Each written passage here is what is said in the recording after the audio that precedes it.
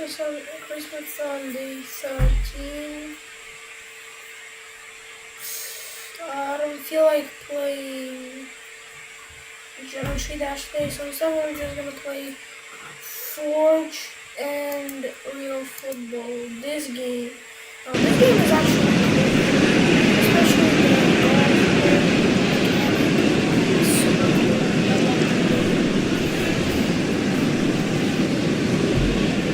lost knowing that I'm going to play my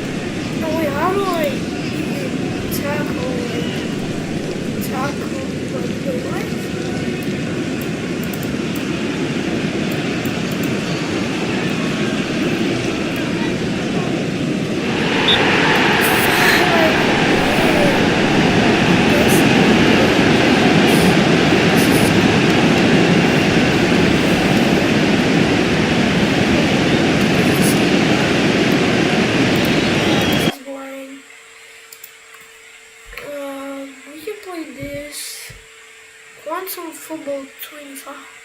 Who are you gonna play? What do you mean FC 25? Wait, let's actually try. It's just such football. I'm so dumb. Let's play this. I actually played this. This is actually good.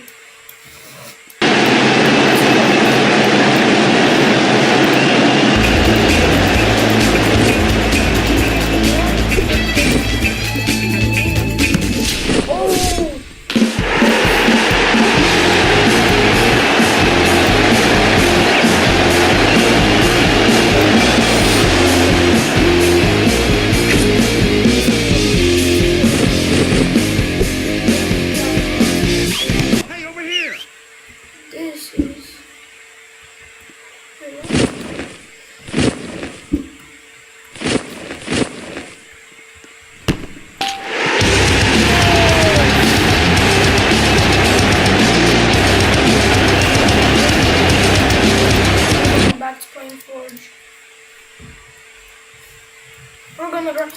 You know what's crazy? I've wasted my um my dwarf raise for orc. I wasted my dwarf raise. That's insane.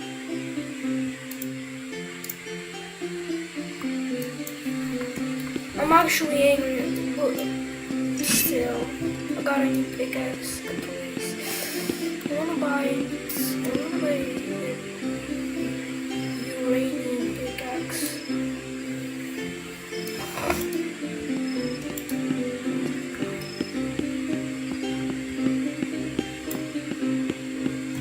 Oh, it expired just now.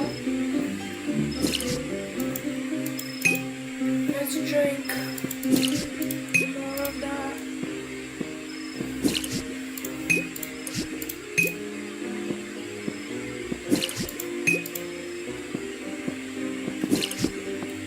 Now let's go mine.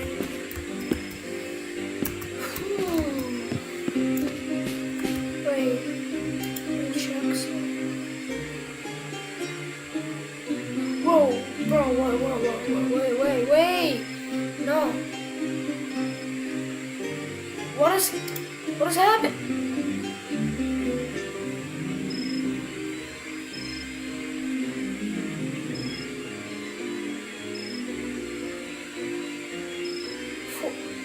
What? He's the creator of Forge. This cannot be wait. No. Oh yeah, it is. Hey guys, it's Fire Attack, the developer behind the Forge. Let me take you back to the moment this game was born.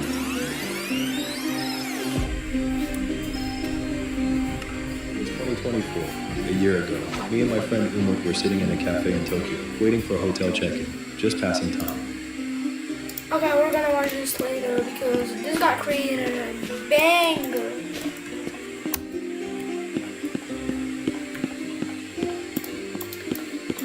Today, I wanna actually grind for level 30 and 35 because level 30 gives us another slot for race, and I guess maybe it gives us 3 rerolls. Maybe we can roll our dwarf back or anything better than maybe Dragonborn. This is gonna be nice. But I want a dwarf or what else? Or angel, because the angel is actually so fire.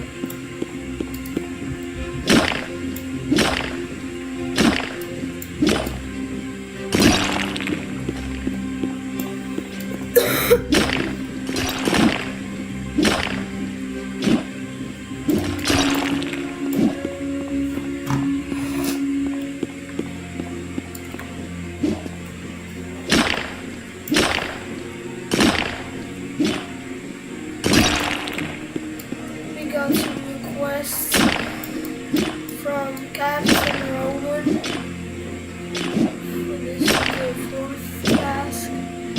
I don't know where elite rock skeletons and elite death skeletons are, but we also need 3 topaz and 10,000 gold, which we already have, even 5 topaz. Yeah, but we gotta do this. I don't know. Wait. How do I check my level? Let me see. How do I check my level? Jeez.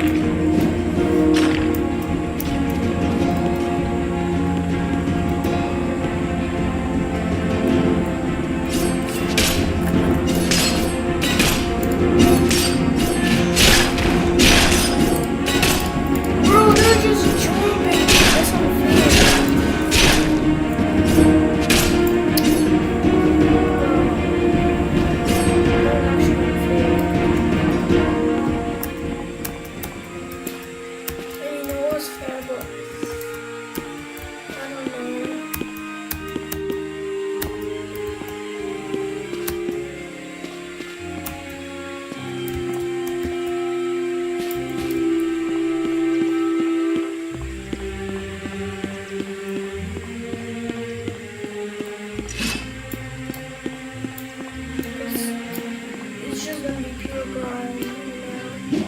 From now on, every time we play Forge, we're gonna grind hard.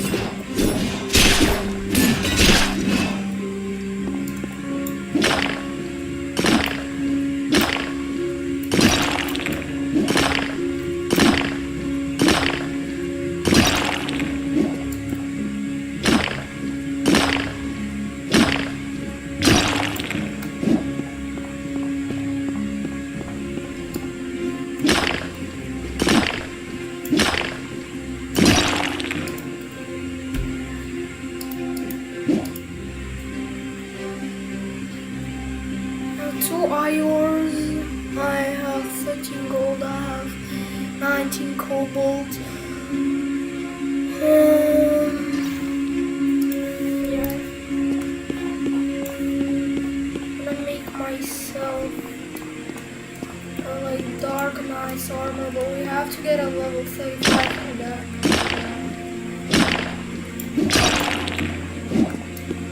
So right now I wanna do like first, I don't know. I wanna like get a quest from that guy like the entrance.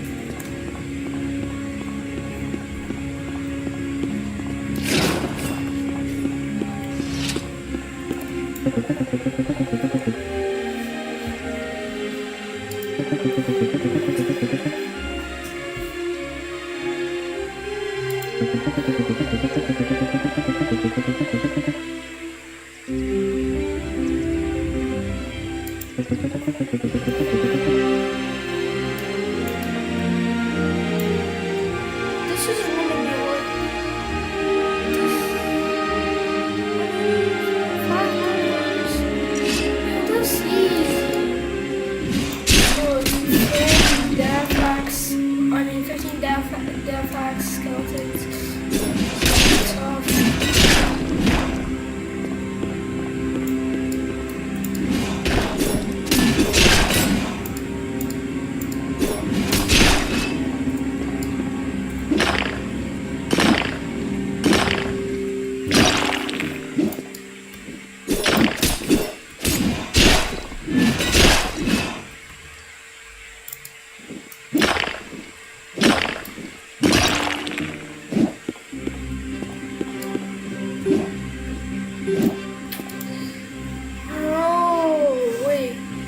I can make like something from like these, maybe like quartz, sapphire, bonite, platinum. Yeah, that would be a great armor. Yeah.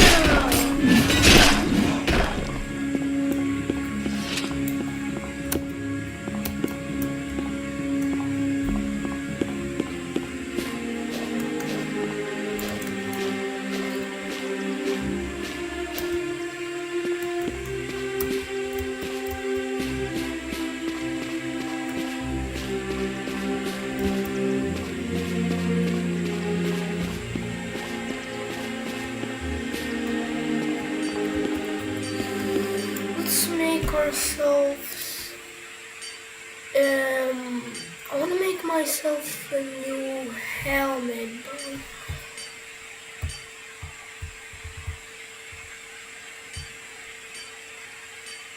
So I'm cooking. So let's do. See 9 bro, 9 quartz. 9 sapphire, 6,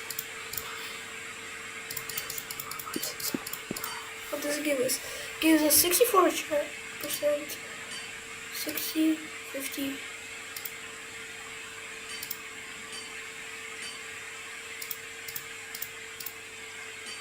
So it gives us yo.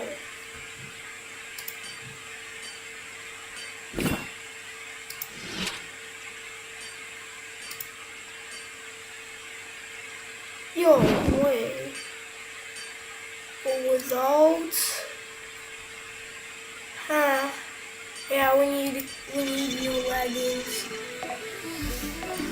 Oh yes, finally new leggings. I have those leggings from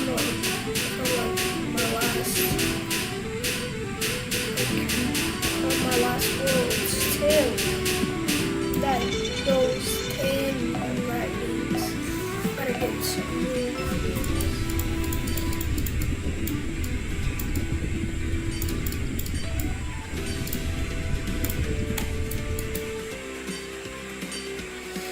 Are those leggings, please?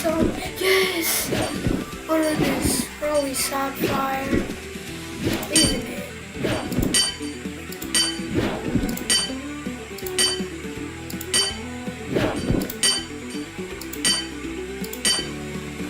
Perfect. Great. It's gonna be 100% masterpiece, isn't it?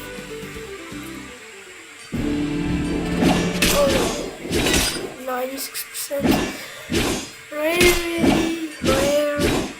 Almost 2000. Sapphire. And quartz. Something in between those two. What if I... So iors, what do? They do nothing. Yeah. What about this? No, nothing.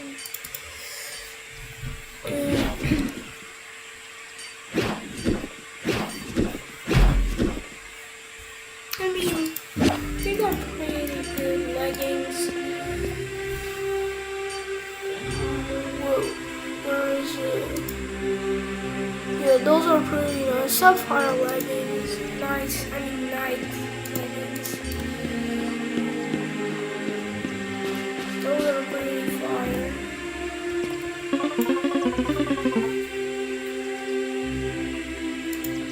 Yes, nice.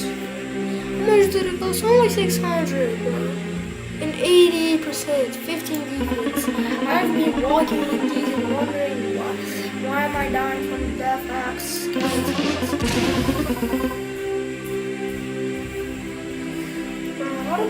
How do I look up my level? Index. Forge. Oh wait. Oh, I got a new level. Yes! Finally. No katanas. Oh, what did... Oh, yeah. No katanas. 3 colossal swords. Leggings. No, I just want to do helmets. Chest plates. Heavy helmet. Heavy leggings. Heavy chest plates. Nice! 1, 2, 3. 33. Nice.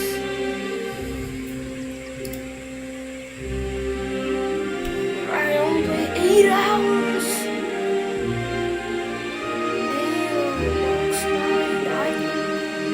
Damn, not bad.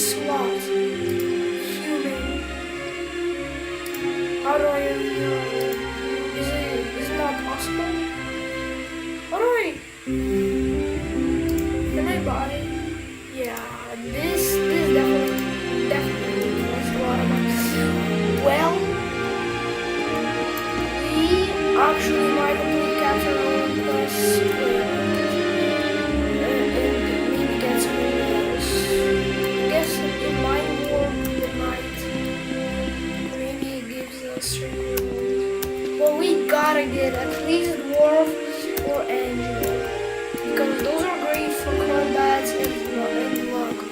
And I only have 9 minutes left of luck potion. And I think we're gonna buy more 24. Oh hell no, we're not buying more. We're grinding and then selling ores from now on.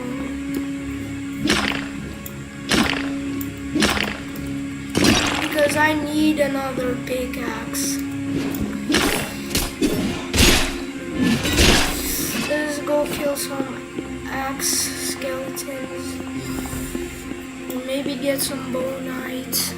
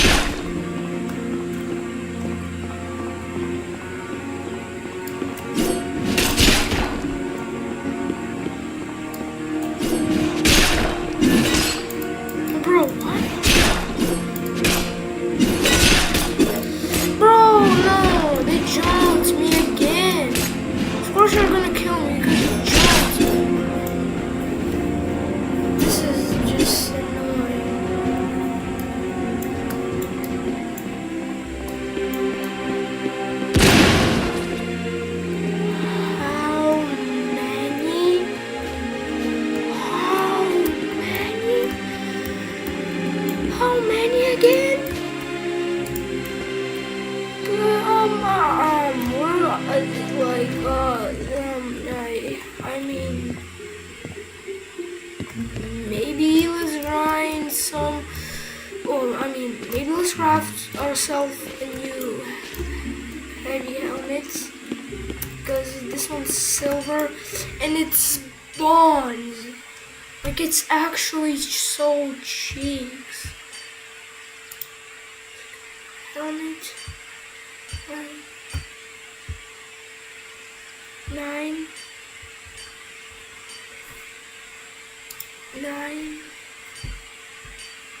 Okay.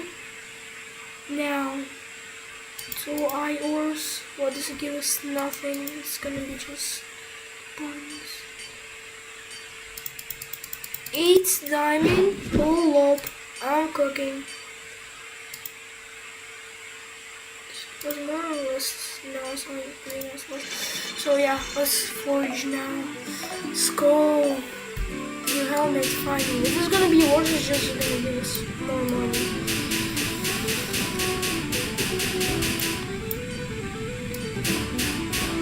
Oh, it's gonna be something bad I can feel. Is it though?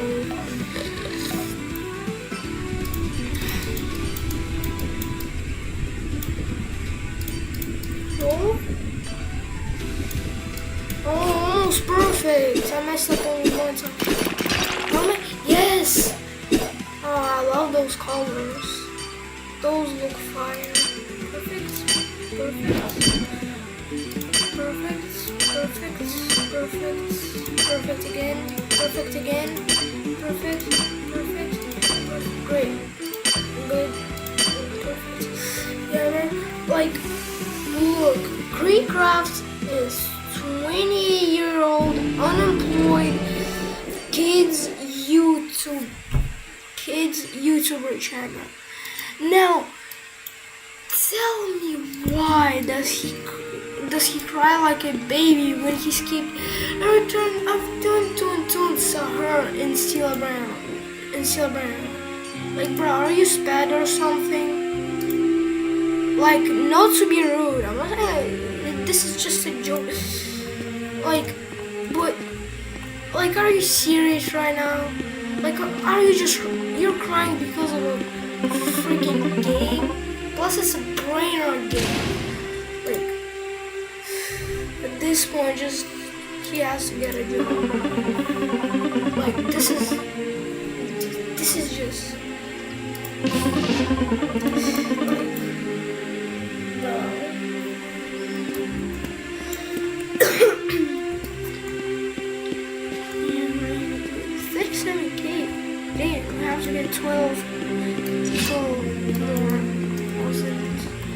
Wait, let me sell all my items real quick. All of them. Not iron. Wait, not iron. Let me favorite it. Favorites. Not topaz. Not briar. No notch. Not minor shard. And not blast chip. Now, I'm gonna sell everything that I have and we'll see how much money I have. Select all. Accept. I'll give you 4 times. No! I gotta get more resources.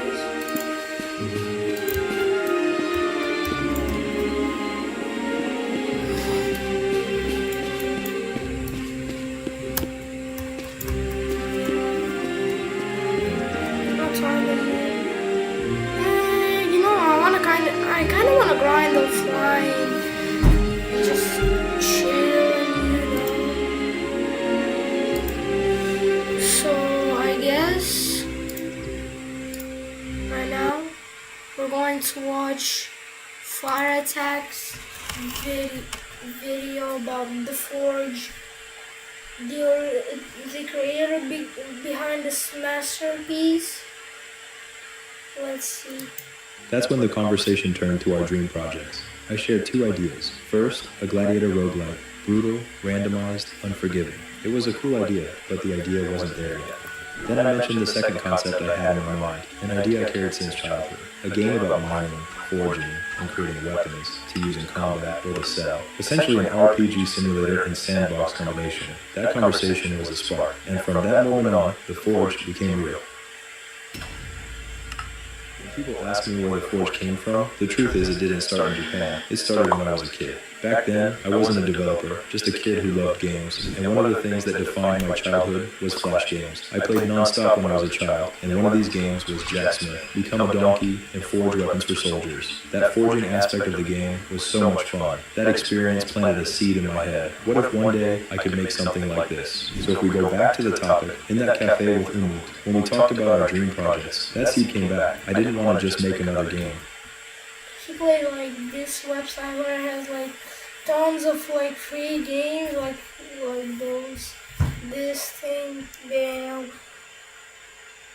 Also, this is like actually a great idea, like to make the game like this concept. That's why I call it a banger. But my friend still says, "Oh no, Silbrainer is gonna be better." Like I wanted to create my friend is just brain. Something that gave today's players the same feeling I had back then, not just pressing buttons, but building, creating, and being proud of what you made. Oh, I have the same mechanic of adding like the Forge was simple. Each player had their own plot, a mine, and a forge. We dig, pull out ores, and craft weapons, almost like a simulator. But even in those first sketches, I knew I wanted more, because the truth is, I didn't want the Forge to just be a simulator. I wanted depth.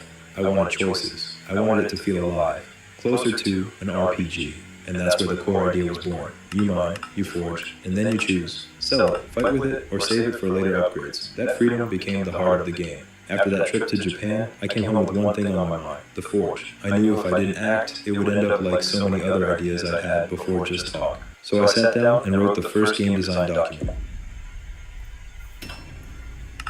It had everything, the mining... Forging the forge. Nah. Oh, well, let me say the recipe. 25 cobalt,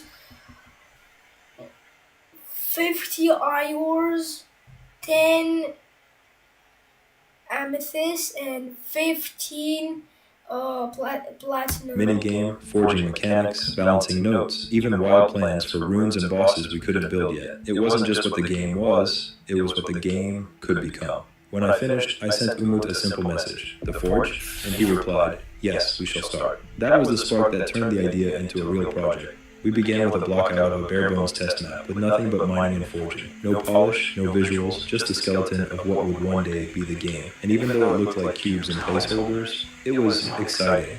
For the first time, we weren't just... Like, I would actually also be excited if I created like this sketch. I would be like, nah, I'm like a genius in coding. Just talking about the forge. We were building it. But it didn't take long to realize we needed more help. A project this big couldn't be handled by 2 people alone. That's when Umut brought in his longtime friend Sehun, a scripter. He focused on code while I built the UI, weapons, and all the art and design work. Soon after, we were joined by Vu, who took charge of building our environments, and Marblesiak, who brought our weapons to life with character and weapon animations. Together, like, this actually has to be like a hard labor work. we had our first real team. That's when the forge finally had its foundation. With a team in place, we started building out the core loop. It was messy at first, just rocks you could mine, ores you could collect, and a forge that generated weapons. No world, no story, just mechanics floating in a test space. Wait, has a But story? even in that rough form, Wait, something stood out. The mining felt good. Oh Our yeah, first the second island is like when the cave opened, like most of the people escaped and now they're protecting others. testers told us it was satisfying. The swing, the timing, the particles, it all clicked. And I realized if we could make the most repetitive part of the loop fun, everything else could be built on top of that. So we doubled down. We refined the animations, polished the sounds, and adjusted the feedback until mining felt smooth and addictive. From there, we turned to forging the heart of the game. Forging couldn't just be a button press. It had to feel like you were shaping something real. Even the first version gave players a sense of ownership. This weapon exists because I made it. Wait, what is this? Why is it so? Is it like the first sketch of Colossal Sword or something? Or for armor. Originally, it wasn't part of the plan, but once weapons were in, it felt natural. Players wanted to see themselves equipped head to toe, so armor crafting became the next step. It was at that moment the forge stopped feeling like a prototype and started feeling like an actual game. Mining, forging, weapons, armor, and the foundation was there. Imperfect, yes, but real. Once mining, forging, and armor were in, it was time to let people try it. At first, it was just a handful of friends and devs we tried. Wait, I just remember.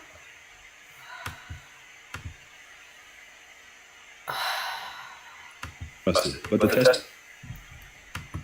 I remember something. Forge is in beta right now. It's still in beta. Like, it's gonna be better, like, I don't know, it's just better. Imagine, like, actual game, like, not better. It's just better, it's like I don't know. Like, not a full game. Imagine what the full game will look like. Tester group quickly grew, and something unexpected happened. People didn't just test the game, they played it. We only had one small island, barely polished, with 8 basic ores. That was it. But the testers stayed for hours. Some clocked hundreds of hours on just that tiny slice of the game. To put it in perspective, the full release will have over 60 ores. They had 8, and they still kept coming back. That told me something important. The core loop worked. If players could lose themselves in the bare minimum, the full version had the potential to be massive. But it wasn't just the playtime that mattered, it was the feedback. Our testers weren't passive, they were passionate. They told us what felt broken, what felt good, what could be improved. Some ideas were small, others huge. Not all of them made it into the game, but their energy shaped the forge as much as we did. We refined, polished, tweaked over and over. Every round of testing made the game smoother, more satisfying, more alive. Looking back, those early testers weren't just players, they were co-builders. Without them, the Forge wouldn't be what it is today. Of course, it wasn't all smooth. Every project like this hits walls, and the Forge was no different. One of the first big setbacks came from real life. A team member faced financial challenges and had to take on commissions alongside development. It was completely he left. Yeah, that's sad. understandable, but it naturally slowed our pace. Days turned into weeks, and the momentum we had built started to lose steam. For me, that was scary. I'd seen this pattern before on other projects. You pause for too long, and you never come back. I didn't want the Forge to end up like that, so even during the slowdown, I kept pushing, kept messaging. We should keep going. I refused to let it fade. But then came another hit from outside. Other blacksmithing games started showing up on Roblox, and they weren't small. Some blew up fast. I remember seeing one hit 15,000 concurrent players. The milestone we had planned for the Forge. And at that moment, we felt crushed, because I couldn't help but think, if we hadn't lost time, maybe that would have been us. It was frustrating. Honestly, it's painful. But eventually, I had to stop and ask myself, what was my real goal? It wasn't just CCU numbers. It wasn't beating the competition. My goal was to make a game I loved. A game players would... Actually, like the concept was that he wanted to make a game that actually be streaming. This is actually the game I also wanted. It's almost there. I want a game where you just start from the beginning. It has everything from real life. Everything. You can build anything. You can build any material. You can just do anything you want in this world. This is free to play. Build your own house. Build it like you want. Make your own size, logs, bricks, everything. This would be beautiful. Would truly enjoy. Something I would have grinded for hours if I was the player. And remembering that, that's what carried me through the setbacks. After the setbacks, I came back hungrier than ever. Mining and forging worked, but I knew that wasn't enough. If the forge was going to last, it had to be deeper. The kind of game you could sink weeks, even months into. That's when we started expanding the vision. The first big step was runes. They weren't just cosmetic, they gave weapons unique properties. Suddenly, forging wasn't only about stats, it was about identity. A sword with a fire I want to hear how he talks about races. It didn't just hit harder, it felt like your weapon. That opened the door to skill abilities that we will add in one of the early updates. Next came enhancements, a way to push weapons and armor even further, giving players reasons to keep improving their gear instead of replacing it. And of course, as equipment got stronger, enemies had to evolve too. We began designing new monsters, challenges, and eventually bosses for updates. Not just bigger enemies, but fights that required timing, strategy, and skill. Defeating them meant rare drops, the kind of loot you'd brag about owning.